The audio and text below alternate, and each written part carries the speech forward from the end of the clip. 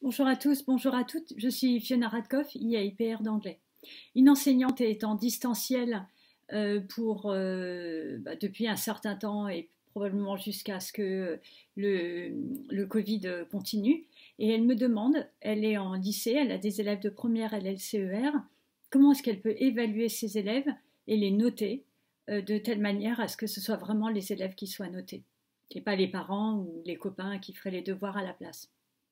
Donc c'est vraiment une question très intéressante parce qu'à l'origine, j'avais dit que quand on est en distanciel, il ne fallait pas noter les élèves. Donc vous pouvez les évaluer, mais pas les noter parce qu'il n'y a rien qui garantit que la note effective que vous allez mettre correspond vraiment au niveau de l'élève.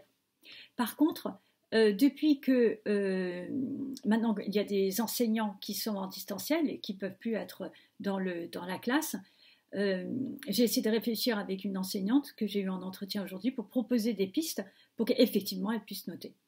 Et donc en fait, d'abord, elle a essayé dans l'établissement de faire surveiller un devoir par un CPE. Donc il faut voir dans l'établissement si c'est possible. Parce que ça, c'est une bonne idée. Et elle a réussi à le faire, mais elle m'a dit que c'était vraiment compliqué, surtout que dans son établissement, il y a 7 professeurs qui sont en distanciel. Et donc les CPE ne peuvent pas surveiller les devoirs de tous les professeurs qui sont absents. Donc après, l'autre solution, c'est comme les élèves ils alternent une partie à la maison et une partie chez eux. Donc elle les a en distanciel, en vidéo, la semaine où ils ne sont pas en classe. Donc déjà, c'est bien. Et pendant cette période-là, en fait, elle fait des contrôles alors qu'elle est en train de les surveiller. Donc pendant le moment où elle a les élèves en vidéo, que les élèves sachent qu'ils vont avoir un contrôle.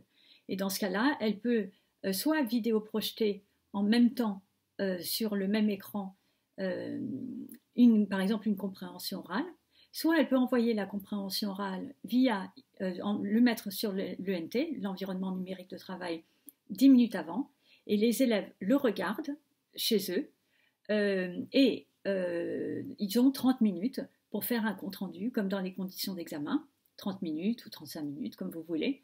Et en fait, vous demandez ce que ce soit manuscrit et pas tapé. Comme ça, ils ne peuvent pas copier-coller les uns sur les autres et s'envoyer ça vite fait par mail. Donc, ils écrivent à la main et puis en fait, ils prennent une photo de leur sujet et ils vous l'envoient. Et vous, donc et tout le monde va vous l'envoyer à 30 ou 35. Et comme ça, vous réceptionnez, vous allez réceptionner beaucoup de mails, mais après, vous savez qu'ils ont respecté le temps. Et vous savez qu'il y a de grandes chances que ce soit l'élève lui-même qui soit en train de le rédiger. Voilà, donc c'est pas parfait, mais c'est mieux que rien. Alors pour la correction, eh bien c'est pas facile de corriger à partir d'une photo. Donc ce que je vous encourage, c'est vous n'écrivez pas sur la copie et vous écrivez sur un fichier à part. Et en fait, vous envoyez vos commentaires. Et vous utilisez les grilles du baccalauréat, soit la nouvelle grille de compréhension orale, soit l'ancienne, si vous êtes en première. Et donc, les élèves, ils ont déjà la grille. Et il suffit de dire quel est le niveau qui correspond à la grille. Vous faites un court commentaire et vous renvoyez ça pour chaque copie. Donc ça, c'est possible. Et puis faire ça pour chaque activité de communication langagière. L'expression orale, il faudra le faire en individuel quand c'est possible, mais sinon faire une compréhension écrite plus courte, qui tienne dans l'heure, et pareil, une expression écrite qui tienne dans l'heure.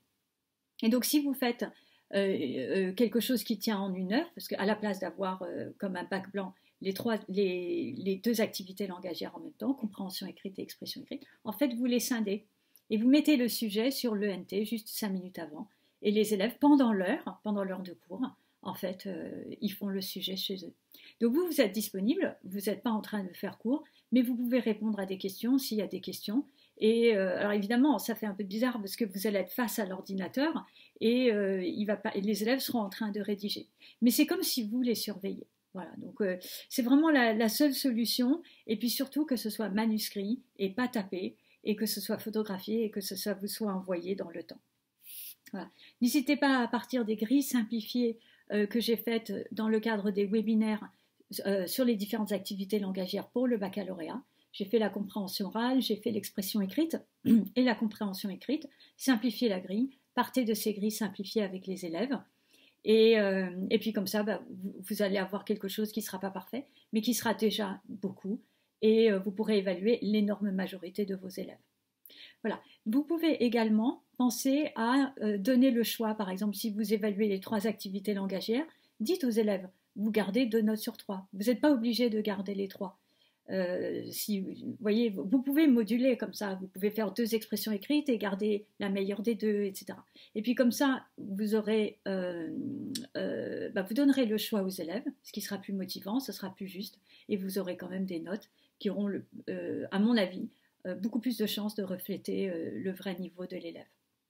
Voilà, je vous souhaite à tous et à toutes une excellente continuation. Au revoir.